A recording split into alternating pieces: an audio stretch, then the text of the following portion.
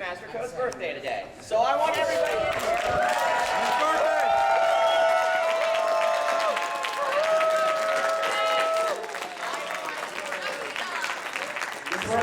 I would like everybody in here on the count of 3 to start singing happy birthday.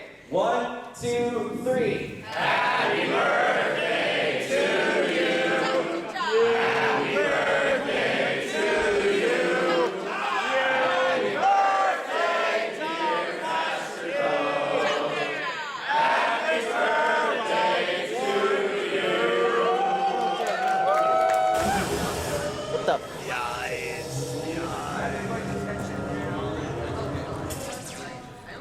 Do I have everyone's attention now?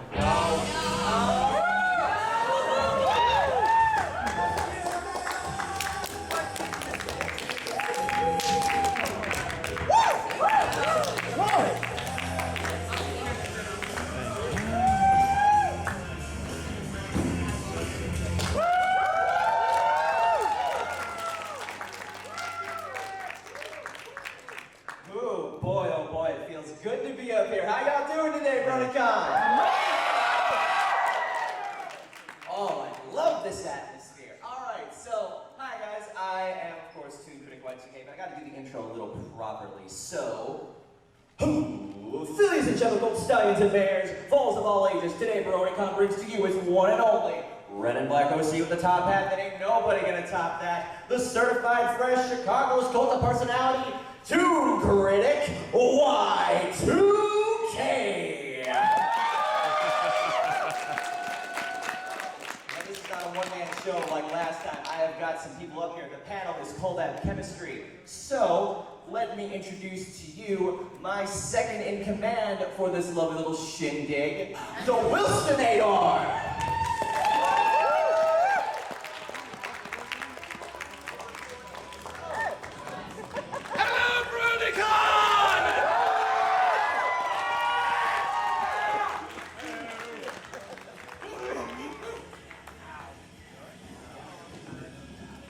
Give it up for Will, man. Woo!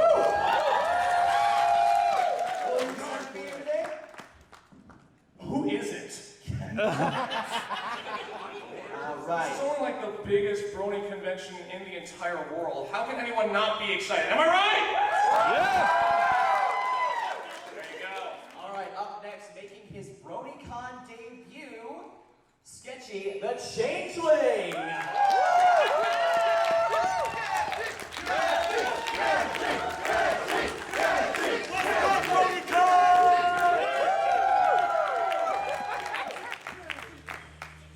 Oh man, you excited to be here, man? This is his first ever Bronycon.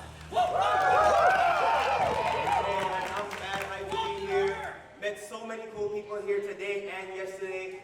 Really appreciate y'all, really appreciate the support, and hey, thanks for coming out to this panel. I hope it's gonna be a good one, man. Your con virginity has been taken from you, and I'm sure it feels marvelous. Before we go further, give it up for Joshscorcher over here, who's going to just be chilling up here, even though he's not supposed to be. But you know what? He's cool. He's a cool guy. Everybody, group kaboom on 3. 1, 2, 3! Come on, you gotta love that, man. I feel loved. Of course you should feel loved. It was his birthday a few days ago. All right. And lastly, I have saved the best for last. I give to you the one and only Quill.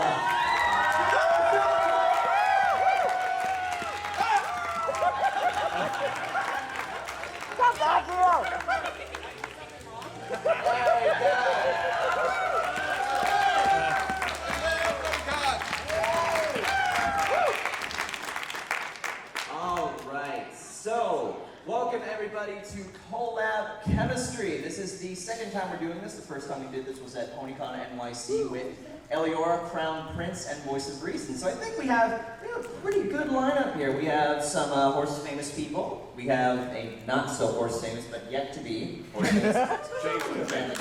We can fix that. Please, you know what? Don't. Okay, listen, Sketchy. I know you're new, I know you're kind of new to this, but you don't have to be that kid at the end of the table with all the cool kids. Just like I'm here. I'm just happy. I'm just messing with you, man. So let's get this started. Yeah, besides, I thought Golden Fox was the Fluttershy of this group. I'll take that L, but I'll take that L, but. All right. So who would like to get this started? Me? Nobody? Okay. Now over. Good night, everybody. I'm the only one who wants it. All right, so of course, when you start a collab, it's all about getting started and knowing who you want to collab with. And the first point is know what you're getting into. And by that we mean know who you're collabing with. Watch a lot of videos with that person that you want to collab with. Get to know their style, get to know how they work, and think about how you can build off of that, you know? And just know how the collab is going to go down if you were to work with this person. Alright.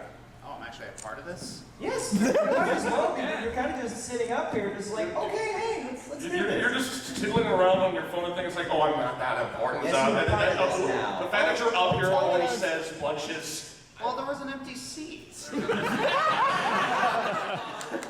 he's been tweeting about us this whole time. Oh my God, Silver Quill looks so. Oh my.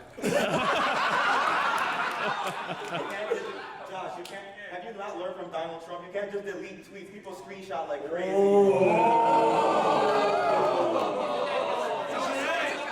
Final deletion bus. All right, Will. You got this one. Alright. They're gonna delete tweets. I'm gonna make Mexico pay for them. Alright. Going back to what he said, it is important to know who you're collabing with, because I've seen a lot of people, you know, who are just now starting out saying, hey, I really want to collab with you, but they don't have anything under their belt to show what they're capable of. That is a big no-no. But then going on to the next idea is to have an idea ready. And by that we mean, you can't, like again, going back to what I said earlier, if you want to just walk up to someone and say, hey, I want to collab with you, but I don't know what to do yet, so just give me about like a couple months and then I'll get back to you. Yeah, that's not gonna, that is poor etiquette right there. If you, like at least here's what I do. If I see, like say, if I want to do like, you know, a musical thing with someone, I look for singers who have stuff under their belt, and if then I come up with an idea, like something that can fit their voice and something that the two of us can do really dynamically, and then, you know, you message them, and remember, like, be professional. You can't be just like, hey, can we collab, please? You know, like you have to approach people in the most professional way possible. Like, they may just be normal people like you, but they admire professionalism. And again, like, have your idea ready. Like, if you have something that you think the two of you can do, then by all means go for it. And I think that's all I can say on that. Yeah. I remember actually getting a message from a YouTuber from someone on YouTube who said, hi, I have no experience, and you probably never heard my voice, and my mic isn't all that good and all that, but I still want to do a collab with you. And I'm just thinking, you're not doing a very good job. At least he was honest. Yeah, at least you found out then and there. Like, I think experience is very important. If you have a few under your belt, it doesn't matter really, I guess it could matter who you collab with, but if you have like the quality of those collabs. Hi. Something up in the back there? No. Okay, I guess we're good. Okay, perfect. I was just like, oh, are we at 10 minutes already? No. Don't scare us like that. And a friend of mine just texted me from the back. Oh, alright. So, yeah, with experience, I have done a lot of collabs. A lot of us have done collabs. Yeah, this guy's worked with so many musicians. Josh and Silver worked with some of the best. Sketchy has worked with me. I've worked with so many people, but with this point here, if it's been done, try a different way. This is important because when we look at our work, whether it's with music or whether it's with reviews, we always look for something that we haven't tried before, or we want to try something in a different way. Because as much as we love our work, admittedly it can get stale sometimes. If we're doing the same thing over and over again, like episode review after episode review after episode review, it kind of feels like you're just going through the motions and it's not as fun. So find a way to make it fun, you know? And let me see, what else? Oh yeah, actually, I have a good example. So recently, I'm going to team up with the Inverted Shadow. Anybody a fan of Inverted Shadow? Yeah. So we're going to be doing a Gmod SFM collab, and I'm like, okay, that's new. I've never done something like that before. And if that's how you start off that collab, you're going to have all sorts of ideas, all sorts of fresh stuff to work with. So if the idea has already been done, try to go at it from a different way or a different perspective. Yeah, going back to what he said, a lot of people try to sort of have this idea, like they get too comfortable with a similar style of doing projects. Don't be afraid to branch out into something, even if it's something that you yourself could never imagine doing. You might just surprise yourself. Yeah. Collabs are a great opportunity to, break out of your comfort zone and try something that you never tried before, because you never know that a certain style that you tried for the first time might end up being something that you stick with, and it'll stick with you for future videos to come, and that will make you better as a solo content creator. And these are skills that can not only be applied to collabs on YouTube, but just working together with people in real life, branching out, getting out of your comfort zone, and learning how to integrate outside resources into your own style to make you a better creator and to entertain your fans more. Yeah, finding out what your strengths and your weaknesses are, as well as your partner's strengths and weaknesses. That way you can better, again, collaborate and figure out who can do what better and stuff like that. By the way, a little helpful tip, if you're antisocial or don't like working with people, I don't know why you're at this panel. This is about working together with people. Don't quit your day job, honey. Yeah. Oh, Silver, do you have anything to add? What can I say? One of the big concerns when starting a collaboration is to ask yourself: is this topic itself big enough to warrant a collaboration? A lot of times, there is sort of a rush right now amongst reviewers to do collabs as much as possible to get a lot of cross collaboration going on. An episode just came out. Let's collab. Well, hang on. What are your views on this episode? Oh, I really liked it. What about you? Oh, I really liked it too. Okay. Now suddenly we have two people just sort of agreeing with one another the whole time. And that can lead to a somewhat stagnant collaboration, because you need to have just enough to play off one another, to argue a point, give the audience two different points of view. I agree with you agreeing with me. I agree with you agreeing with me, agreeing with you, agreeing with me. Yeah, actually a great example of that would be Josh and his collab with mysterious Mr. Enter on Putting Your Hook Down. You have two different viewpoints. Mr. Enter hates it and he's indifferent to it. That sort of creates, an interesting dynamic. It's like going back and forth explaining, why this didn't work to Enter and why he might have a different view on that, to sort of, just go back and forth.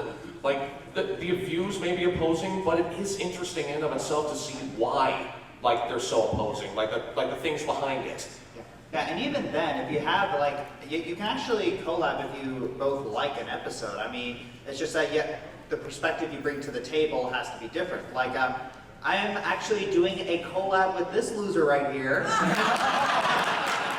Yes, it's gonna be a few months, but we're actually gonna be collabing on Newbie Dash. It's gonna be on the main channel. You don't want to touch that episode. You know what happened when I touched that episode. You got burned. We're touching this episode. We're doing more than touching, but no, I'm not going to get into that. Okay. All the time is you. I know some of the stuff you do with Wooten, for example. So let's just. Oh! Anyways, the thing is that there's a conception amongst the people, a lot of people, that you have to be in the military or you have to be from a disciplinarian family in order to actually appreciate the episode. And I'm from a disciplinarian and a military background, so a lot of people said that my perspective was biased, my perspective was skewed. And then this loser shows up and he says, well, I'm none of those things and I still like the episode. And I'm like, I'm bringing you on, get over here. That's exactly how it's going to go down to. It's like, I don't know those things, but I still like it. Get in here! Did you show me on the plushie where the episode was?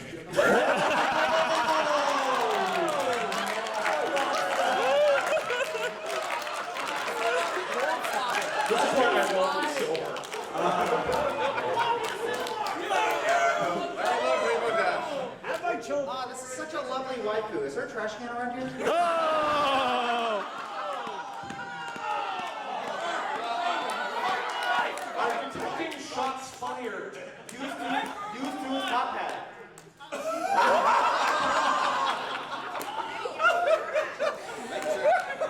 Hang on, speaking of which, it's worth mine. What the heck is mine doing just laying all the way over here? Hang on, I'm just gonna leave you right here. You take over the panel. Yeah. The panel will now be hosted by ToonKriticY2K. Anyway, Josh, you got the last point for it. Alright, understand how big or small the overall project is and how much time must be invested into it. Okay, the review I'm working on right now, I actually delayed a month because there was something that I really, really wanted to do with it. I'm actually going to be singing. Well, if Love is an Open Door was as a smash as it is, then I'm psyched. Define smash. Super Smash Brothers. Yeah, that's the kind of smash. Yeah. Speaking of which, big shout out to Ink Rose, who sadly couldn't be here this year. We miss you, Ink. But yeah, I wanted to do this musical number so bad. It's basically like a parody musical number of a song from Into the Woods. Oh, And but yeah, I really, really wanted to do it, so I delayed the project another month, and it just. A lot of times projects just keep getting bigger and bigger. Like the more you look at the project, it's like, oh, I want to go one step further with this joke. Silver can attest to this. It's like we have a script. It's like, okay, we got a plan, we got a script. Let's stick to the script. Oh, but it'd be funnier if we do this. It'd be funnier if we do that. Oh, you got a plan for that. Yeah, 10 pages becomes 20, and the jokes are fun. We write ourselves into a corner of joking, so it just keeps going. Yeah, I can attest to that too, because back in the old days, way before ponies, I used to work with a little nutball. Joey, could you please stand up, please? I used to work with this guy. I worked with this guy for like 9, almost 10 years, and there's one project we planned. We were just gonna do like, a big episode of this little series, but it turned into way bigger than we could have imagined. We kept on adding stuff, and it kept on getting into something that we could not manage, so we ended up scrapping it altogether.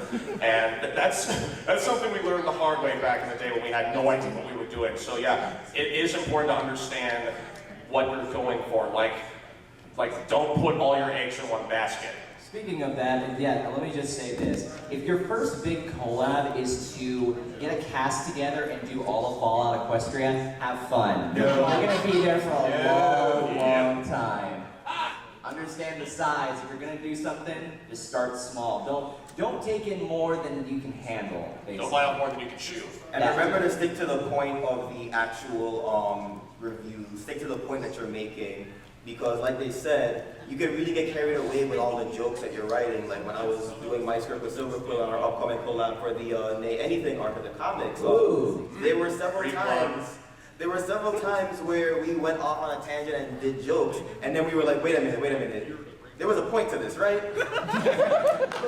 But Sketchy, you have to understand, I'm here to watch analysis. I don't like humor in my analysis. We have to stick straight to the point. That's exactly what I'm saying. Yeah, I mean, come on. What kind of idea is like, that's just in the past. Let's not worry about that, so. Come on, anyway. If we're gonna present thoughts, we gotta present them in an entertaining way, you know what I mean? Yeah, I know what you mean. All right, let's move on to the next slide. Okay, hey, look, there's that guy. What a handsome looking fellow. Hey, why is there a pigeon on there? Who's the bird brain? Oh no, is that Buckbeak from Harry Potter? That guy was framed. It was completely sold by the wizards. All right. Anti-geek. What should we start with? Josh, would you like to start with one? To think big or to go small, long term versus short term.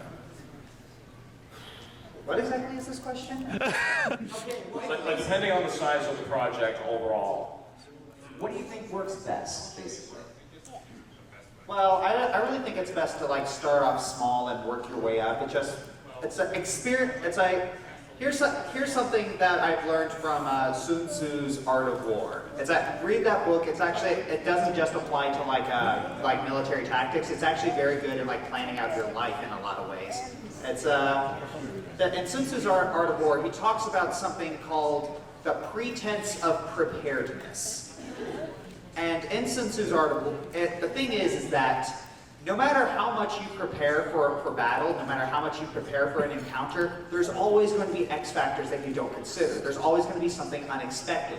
So you can pretend you're prepared, you can prepare as much as you can, but once those unknown factors start rearing their ugly heads, most you can do is just improvise the best you can.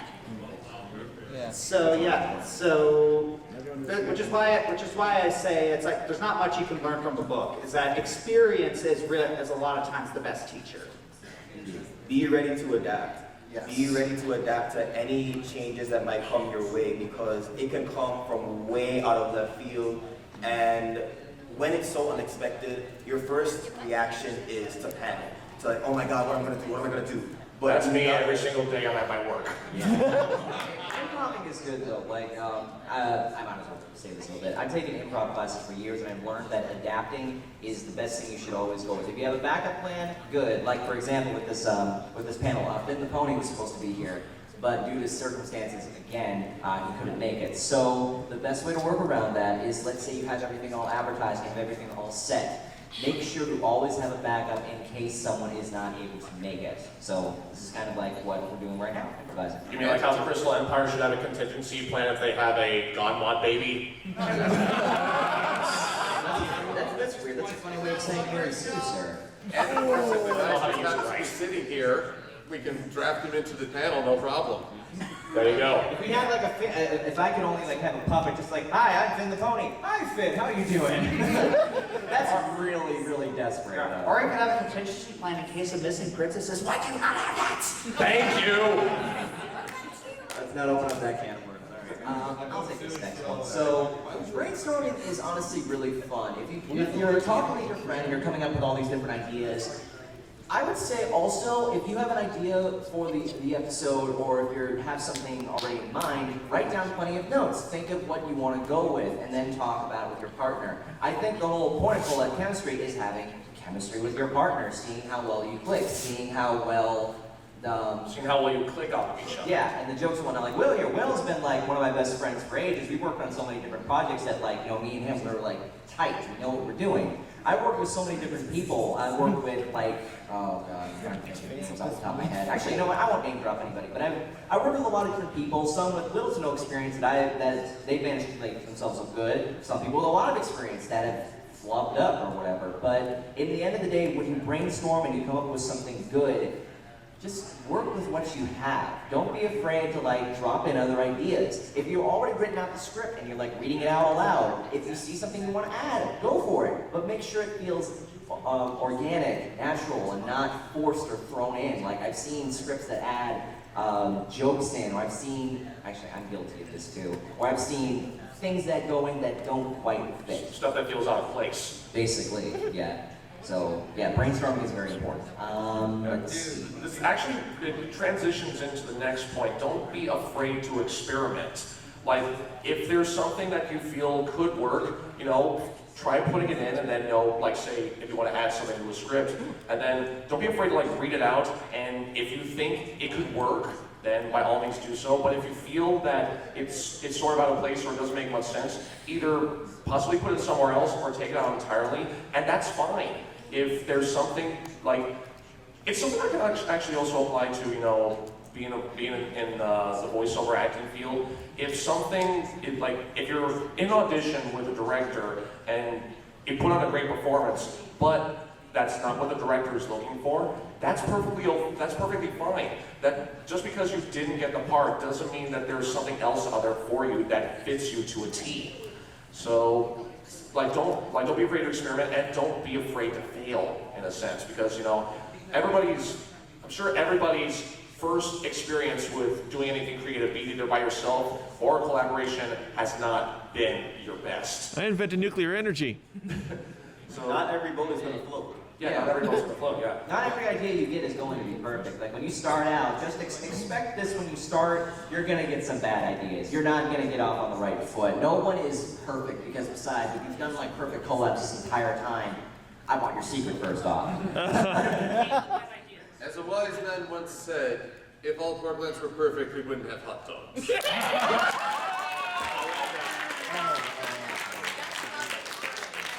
Good point, good point. Alright, So there's always going to be work that you're not going to be proud of. Oh, hello, top 10 overrated games. How are you? There's always that one video that you look back and it's like, oh god. Like Oh, it's trust me, I have a whole backlog of those. I hate looking at my old videos, but like the next thing we want to talk about is when it comes to working with another partner. We touched on this in the last slide, but having different opinions, even a slight difference of opinion, can open the door to a larger discussion that's at hand. What can seem to be a small difference in opinion can end up being something that can be discussed on a deeper level, and you can end up going on for like a minute or a minute and a half on that one point. Like my very first collab with ToonKritic on the Fiendship is Magic comics way last year. The only issues where we had the exact same opinions were issue number 1 and issue number 5. For the 3 issues in between, while some of our points, some of our views lined up with each other, there were some points where we disagreed. I thought one issue was weaker than the next, and we went into why we felt that way, and that, in that sense, more viewpoints can be represented, and more people can say, huh, I never thought of it that way, because the more viewpoints you have, the more people you can resonate with, and possibly the more minds you can change. Yeah, this is a good thing. Like he has his own opinions. He thinks Rare Jack is best, and I think Apple Dash is best. So let's see. Do we have any Apple Dash fans here? Anyone? Woo! Okay, a few. Okay, do we have any Rare Jack fans? Church of Rare Jack, represent. Hey! That's a funny way of saying Raritwine. Oh! I can respect that. I can respect that. We all have different opinions, but at the end of the day, it's good to have different opinions. Don't rip each other apart because you disagree with each other. Good. Work around that. Or at the end of the day, agree to disagree on some things. Don't battle each other for like God knows how long over different opinions. At the end of the day, there has to be. If everything was exactly the same, it would be boring. Turn negativity into humor. Like, whenever I find something that I don't like, even if it's something that I absolutely can't stand, I will still try and find a way to, you know, inject some humor into it and try not to, like, it sucks when you like something and someone you watch on YouTube doesn't like it. But what helps to soften the blow is when you inject a little bit of humor into it. And even if you may not agree, at least you got a laugh out of it. Yeah, Silver, this I think was one point that you brought up. Yes, at the end. this is the question a lot of people have asked themselves going into a collab. Is this mutually beneficial? Am I going to benefit from this as much as my collaborator will? Now that may sound selfish, may sound horribly egotistical. What Big on, can you do peons. for me? Collab has to have some like meaning behind it. But basically, I just said, okay, I think the review would benefit from that perspective. And Film Sparks, this was his sort of debut in the reviewing community. So, And I apologize that I haven't had any videos up yet, but I promise you guys I'm working on it. It's no worries. But, so we both stood to gain something by working together, and that helped strengthen the collaboration. Now, I've worked with I've had to cancel collaborations where a person would promote themselves, their fanfics, their websites, like, hey, you do know we're working together, right? I just did it because I Okay. thought it would be No, fun. I'm not talking about you. Relax, tranquilo. Tranquilo. Don't use it to basically say, oh hey, I collab with this person. Good for you. How's the collab?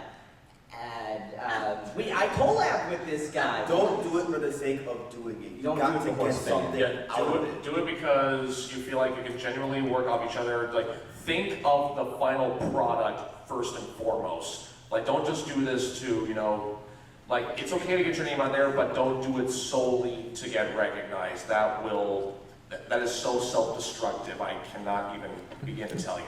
There's gotta be passion and desire behind it. And also, no one likes to feel used. If you think that someone is just using you to to increase their own popularity, then that collab is dead on arrival. It's going to feel like and that person will not ever want to be in contact with you ever again. So. I'm going to say something there, but I'm not going to. Say it. The person that I work with, that's exactly what happened, so it's not going to happen. Let's not get it. Let's not open a can of worms. I already did that. Let's save the shade for after the panel. All right. Who's that good looking horse? I don't know. Blue doesn't look good on him personally. He looks a little blue. Hold on to this red.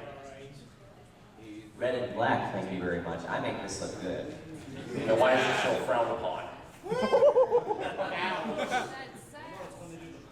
Just kiss already. He's got nothing. Oh God, no, don't get that started. No, see, here's an important thing you have to understand.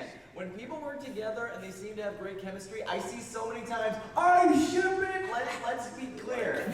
A lot of us are in like relationships, or some of us are single, or some of us are not interested. It's fun to ship the characters in wrestling terms and kayfabe terms, but like, you have to understand, like, the real people behind it may or may not be together. We're humans, man.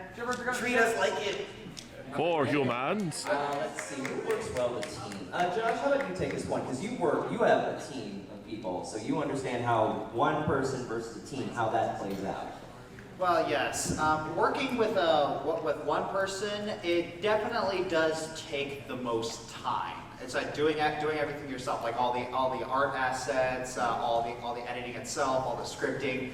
That does take forever if you're doing it yourself. But it does allow you to micromanage things, allows you to spot problems and fix them as they come in, and it feels like mostly you. But if you're working with a team, it definitely allows you to get things out faster, and depending on the abilities that your teammates bring, they can also add some new things. The problem is communication is, I asked for this thing, but no, I thought you meant this thing. No, I asked for this thing. Okay, we gotta do it all over again. Yeah. Yeah, I can actually sort of add on to that from my own experience with working with the team, because I recently got promoted to head editor for the Analyst Brony's React series by CellSpecs. CellSpecs, could you stand up, please?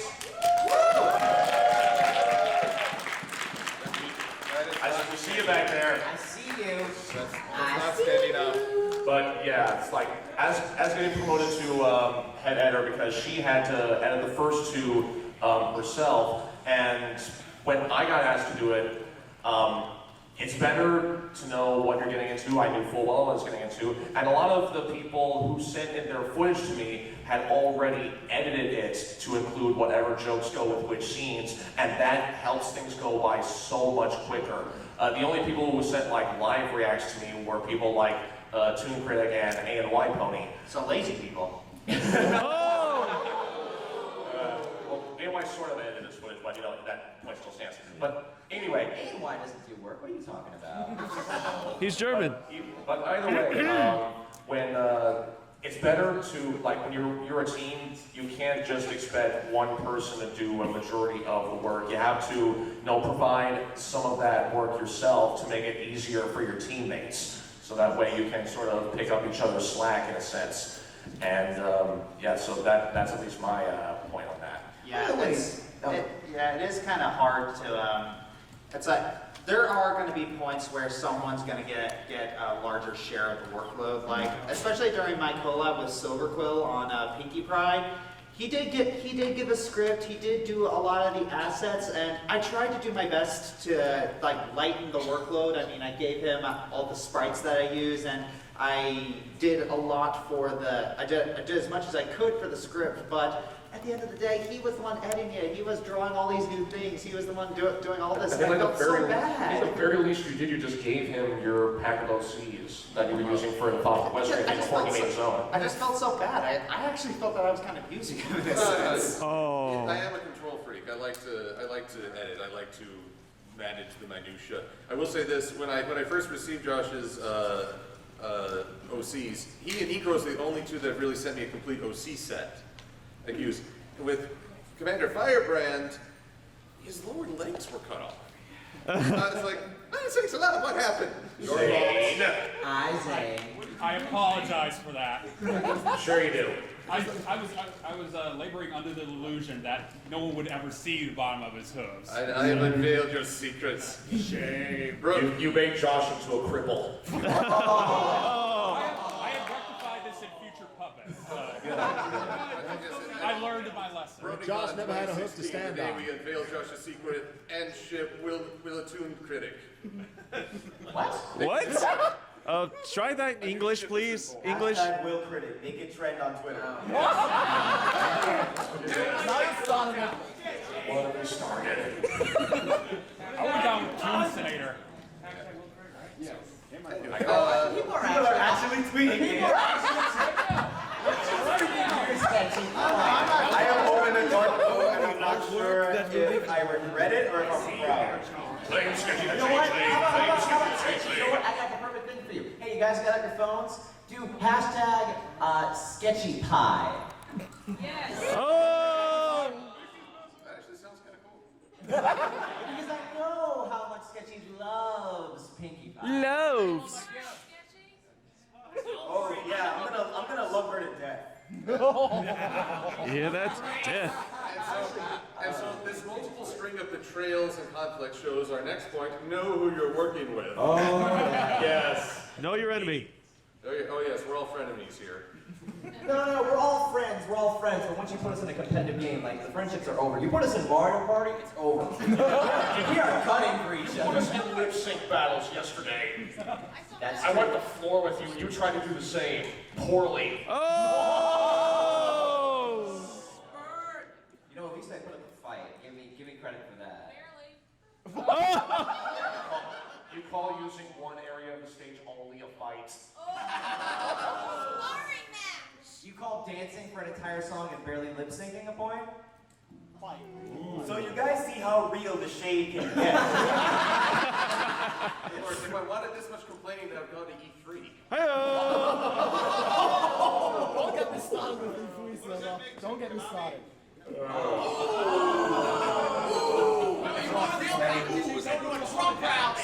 Moving on back on point, Oh, God, please. so loud after this. This actually brings up our next point, using our time effectively.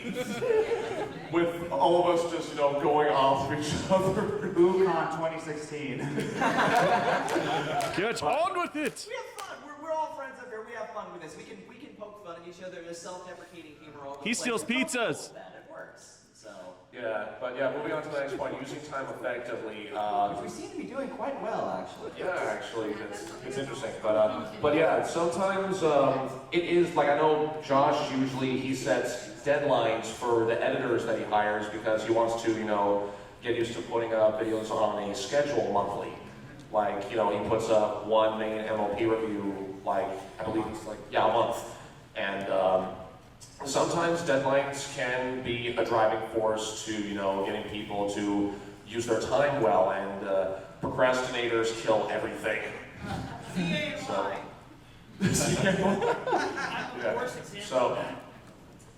so it is important to know, like again, the size of the project, how to split it up on whatever days you have free. Like I know I have to split up whatever I'm working on. Like I work like 5 days a week, and most of the time I can usually get in to work on stuff is during the wee hours of the night. And that's why I make most of the time with my days off to make sure I can get as much done as possible. And sometimes it works, sometimes it doesn't. It's something to, it takes practice to try and get a grip on this sort of thing with time management, which I think it's crucial, especially when working with either one person or multiple people.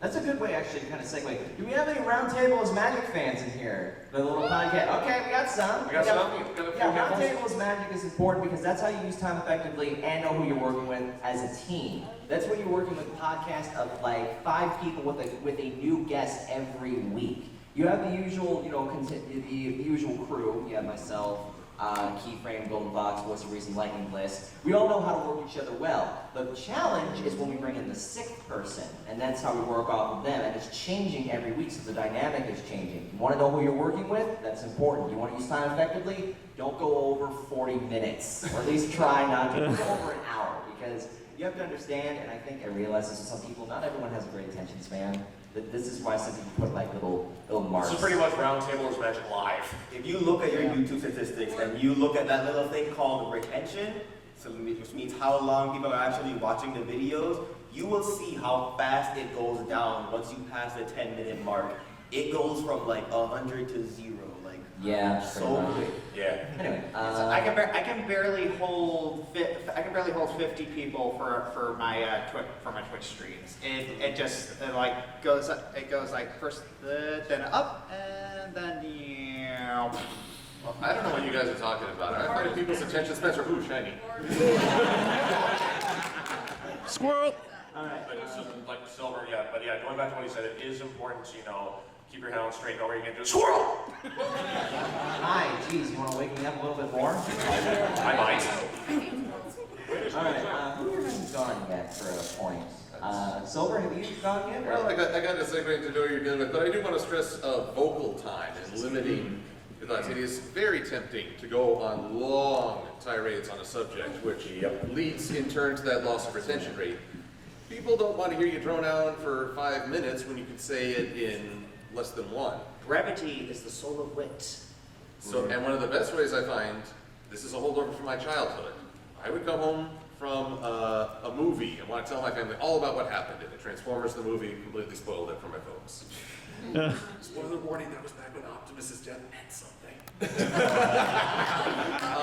And my mom would challenge me, can you summarize it in 3 sentences? And that is when I learned both the value of brevity and the comma. Grammar is your friend. Comma and, comma, or, comma, but, comma, therefore, comma, thus. The interesting thing is that once you actually take a college technical communication course, you realize that you'll want to use semicolons more than you'll want to use commas. Because there's actually only 2 rules for semicolons, and there's like a bajillion for commas. Let's see if we can wrap this up so we can get to Q&A. Yes, by the way, there will be a Q&A, and there's a mic right here for Q&A, but please don't rush towards it. Just get up calmly. We may not be able to get to everybody, so if you want to ask... Don't even try fast walking. Yeah. And That's cheating. No, we want you to bite and claw and punch. We just had like a free popcorn for it. So if you have like a very important question, go ahead, and if not, we will be outside after. Anyway, let's see, what other points do we have to cover? I think these last 2 points here. Let's see. I guess I'll take one. Yeah. Okay, what is this? Sony Commission. Say it. Well, looks like Will Critic is trending. You're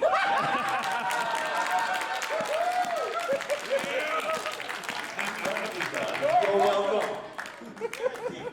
I trended Sketchy earlier. Okay, you know what, Sketchy? I'm gonna use a phrase that you used before during Bleach. Anyway. Alright, so laying out your plan, who does what? That comes to the fun part. This is the big question that makes or breaks a collab. I've seen collabs, a great idea just come to a screeching halt. So who's doing the editing? You gotta figure that out day 1. Yes. Yep. You don't want to lay everything out, just say, oh, well, you're gonna do everything and I'm just gonna do this. Never make assumptions. We all know that famous saying, but for the sake of the kids, don't assume. Just don't assume. Always be clear with your collab partner, and that just ties back to the whole key thing of communication. Yeah, communication is very important. I don't want to have to contact you like, what, a week later and just say, oh yeah, I'm still working on this. Are you now? Okay. Yeah, I've been guilty of this a few times before, and it is something to try and get a grip with, and it's hard. Nothing in this is ever that easy, but you know what? That's sort of the fun of it. It's trying to know, like, again, it's like gotta get over these limitations. I gotta focus in that sort of way. So yeah.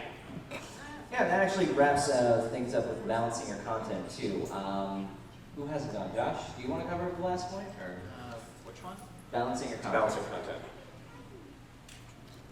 You don't feel like we're kind of off the rails at times. Balance your content. Oh, you had to ask me this one. Okay, yes. I'm probably not the best example for balancing content because,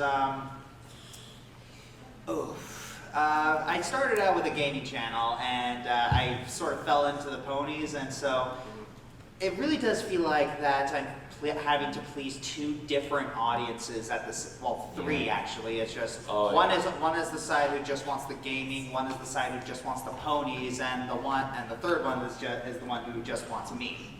Yeah, like sort of the middle, and then there's sort of like the middle ground where they want everything. Yeah, it's just a lot of people want me. You are dead gorgeous. That can be taken many different ways, Josh. We know. None of them good. Oh no, I've had my share of stalkers. Oh, don't we all? We have lovely stories about that. That's another place, another time too. Yeah, but anyways, it's the part about me balancing content is that I've just basically divided. It's like certain days are for video games, certain days are for ponies. That's why I'm alternating each month. It's like 1 month is going to be a pony review, 1 month is going to be a countdown, another month's going to be a pony review, another month's going to be a countdown. Yeah, that's important. Exactly. Yeah, balancing your content is very key. All right. Is there anything else we need to cover? Oh yeah, I think there's one last thing. At the end of the day, have fun with what you're doing. People will see that you're having fun. People will get connected to you. It will click, and you will do awesome. So that's how you do collab chemistry. Oh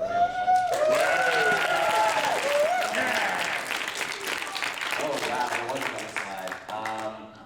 I assumed that there was only the last one. The only point that we haven't tackled on this slide is avoid back-to-back collabs, and that is something that I can attest to because back in April, I did 2 collabs back-to-back.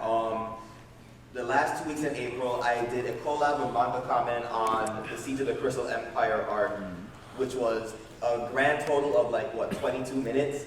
And then after that, I did a collab with Lightning Bliss on Rarity Investigates, and that was 13 minutes. And I did the editing for both of those videos on top of going to college. So it was 2 words, never again. Because collabs, as fun as they are, at the end of the day, it is still work. And there are times when you have to realize that, and you can't take on too much.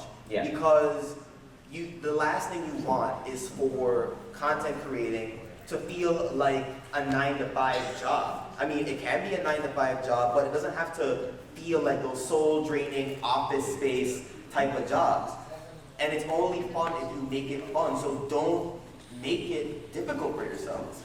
Because that's just it's gonna turn you off to content creating as a whole, and then nobody wins. Yeah, exactly. Going off of what Don't he burn said. yourself out on collabs, basically. Yeah, going off of what he said, it is important to, I also believe it's important to find a balance between doing collaborations as well as doing your own work on top of that. Because at the end of the day, if say you have a YouTube channel and you want to try and make it, your business and you're passionate at what you do for 9 to 5, it is important to know the scale of what you do for your own personal stuff, as well as possible collaborations, on top of that. It is important to balance the two. Like I myself, I like to collab with a lot of singers whenever I do covers or, music work. And it is important to try and, I also try to upload weekly comic dubs. And it can be difficult. And it is important to find time, set aside a day for yourself to work on your own stuff, then set aside another day to slave away at the collaboration that you may have at the time. And it is important to find a balance between the two, and it can be difficult. And it's just something to try and, hold on to. Yeah, so this is actually your main point. Was there anything you wanted to finish off with? Just that I am guilty of this as well. There have been points, still are, where I find myself looking down the barrel of at least 3 collabs in a row. It's like, I don't know if I do. Like, I remember I asked you and me to collab on something, but Dr. Wolf actually, warned me ahead of time I'd have to wait a whole year to do so. A year? jeez. Yeah, he's gonna go back there. Okay, never get anything backed up that bad. If you're gonna say, hey, do you want to collab? Sure. Week later, yeah, that collab is gonna have to be next year. It's like that season 5 hiatus all over again. The wait for season 5 was too real though. It's just like the Sherlock hiatus. But A good doctor may have exaggerated. Okay. Okay, Good to know. you exaggerate. Okay, you gave me a heart attack for a second. I'm just like a year like Silver, man. Good, Come on. good to know. Okay, Silver, is he exaggerating? Yes, Steve, he is. Aww. Okay. Root of the problem. Well, the root of the problem is that that comic came out too early. And then season 5 started. And you're looking at me like it's never going to happen. Guess what's going to Yeah, happen? didn't you have something at that Really? Babs got one Really? time where you wanted the crowd to get involved? And I'm just like, yeah, what happened to that? Meanwhile, who appeared in my last video? You think that appeases me? I think you don't need another round of anti-magic gas. Oh. Yeah, because if I actually activate my magic, it'd probably set it on fire and make things explode. Including yourself. I can actually stand. All right, guys, all right. Okay. All right, so we got a little bit of time, so if you guys want to come up for a Q&A. Q&A time, people. Mike is right here. So, let's, about these questions, try not to single out one person. Try to give it something for a general sort of question. And make sure it's short and quick and to the point. I know you like our content, but like give us a question so we can zoom through these, okay? Or I'll throw you out. It's like, And that's us doing that nicely. Yeah, so let's go. Let's keep these going. Welcome to Thunder Q. Many fans enter, only one fan leaves. can we just get beyond Thunderdome? Make sure to have your question ready by the time you're reaching the mic. So Yes. Yeah. All right, so first question. This. Yeah, ToonKritic, how did you get the plush of yourself? And also, how do I make my own YouTube videos like you guys, so I can, like, How do we make our own content? Well, I'll put it like this. Practice makes perfect. You gotta get good editing software. You gotta it's a trial and error process. I'll put it to you like this. Also, this was about $180 and it was worth it. It's from a little, Aqualai, Little Moon. Very worth it. There's something to add on to that. This is something that actually Brony used to do.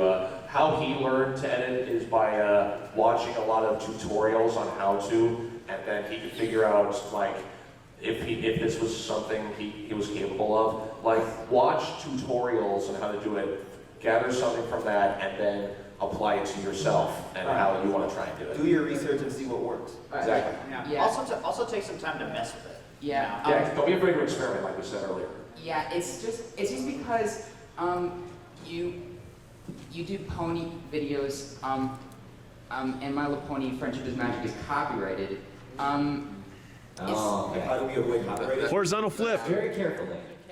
It's a professional sport. I don't avoid copyright issues. I just say, okay, if they want, okay, I'm gonna make it work the way I want to make this work. And if Hasbro wants to steal money from me for doing that, it's like, Yeah. fine, whatever. People are Just still take it doing out. it. Let's try not to also go with multiple questions. Let's just try to go with one. Yeah, All right, so we'll let's do the next move on to guy. the next person. You can, if anybody else has any questions, again, we'll be meeting outside All right, afterwards. so next guy, come on. All right, thank you. No problem. All right, what you got? Just a quick question, thought. You know, I love this collab panel, but you're all sort of in the same boat as reviewer, analysts. Have you thought, what about collabs between different mediums, writers, artists, musicians? Oh, we do animators? that when it comes to like getting title cards. We do that when it comes to organizing stuff. If we want to have someone come in to help with an audio track or something, we like working with all different types of people. That's a good thing about it. Yeah, Zane's my title card artist. He's right over there. Yeah. Yeah, he also collabs with It was taking Yeah. down for a long time. Yes, and but yeah, it's, I'm also collabing with Brony writer. We're gonna write a fan fiction together. Nice. Yeah, like me, I also collab in different mediums, like not just music, but I also have a few collab reviews on for the Cutie Remark and No Second Prances with Heather Feathersong and Keyframe respectively. Yeah. It's fun to explore different mediums to, you know, varieties media. Thanks for coming on. All right, thank you. Alright. Put it in the trash. Alright, so, next up. What's the most people you guys have collabed with chronicling the TF2 series kind of thing? Slice of life review. The Day of the Doctor collab with Cambo's Pony, that was a lot of people to work with. The Fire Emblem Awakening support doves. Oh, yeah. For me, it's a time between the Analyst Brody's Reactor to Crystalling and Fall of an Empire by the L Train. And then for me, I think the only time so far where I've worked with more than one other person is I recently started doing dubs of my own comics, Sketchy Dates. And for the first one, I had, we had a friend of mine named Harmony Dancer as Applejack, and I had Heat Frame as Granny Smith. So, Let's say you're a musician, artist, whatever, and the other is a reviewer, and you don't have, you have a lot to say on the episode, but you don't actually do reviews. So how do you actually, approach them? Oh, that's actually not too hard. If you have a lot to say in the episode, just formulate your thoughts together. You don't have to be a professional reviewer to review an episode. I think if you have something to say, just say it. and give your potential partner a little taste of what your thoughts are, because like we were saying during the discussion portion of the panel, it's important to let people know what you're working with, because no one wants to work with someone who has the exact same idea as them, because like Silver said, it's stagnant. So giving them a little taste of what your thoughts are can go a long way in helping that person decide whether or not they want to work with you. Adding on to that, I don't consider myself a reviewer, though sometimes there are a lot of things I do like to say about an episode. Like I said, I have a lot to say about Newbie Dash with Josh. I have a lot to say about worst episode ever, the Cutie Remark with Heather Feathersong. And I'm a voice actor and singer by trade, but it is fun to sort of experiment with this kind of medium. And since I have connections with these guys, it's not that hard to approach them. So, yeah. Next up. Great, next up. Has there ever been a collab that you didn't want to do? No, I mean regretted doing. Oh, yeah. Yeah, there are. Not yet. There are ones where I wish I had done things different. I can't say if I feel like there's a warning sign going up, I usually hate to do this, but I will cancel a collab if I think it's going down the tubes. Yeah, don't be afraid to cancel if it's not going the way you want it. Alright, next. Yeah. Okay, so I noticed how Joshscorcher usually does his reviews in the style like the Nostalgia Critic. Yeah. Anyway, how you do that so it sounds so original, but keep it So that he's not a copycat? so that he's not a deliberate gamer, basically. You inject your own flavor. Well, yeah. Be yourself. That's kind of it. I mean, it's basic. It's a reviewing style. It's basically like your MS Team while you're sitting on a couch. It's basically just talk over it, react to it. It's like Linkara basically does the same thing. It's just that instead of with movies, he just does it with comics. And yeah, it's a format. And no one holds a claim to it. Yeah, it's more or less just bringing your own personality and flavor into the mix to make your own style of this format stand out. Yes, indeed. This type of content is the type of content that makes the audience know who you are. Exactly. Yeah, next. Toon! I returned from Ponycon in my seat to issue a challenge before all the attendants here. You and me in a review of Ghostbusters for the greatest, most magical pony ever, and we shall see which of our red and black OCs truly outsucks the other. You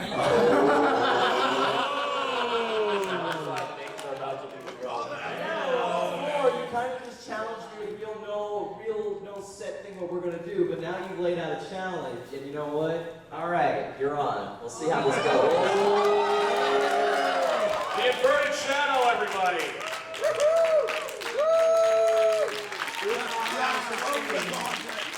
The most amazing team I've been just watching.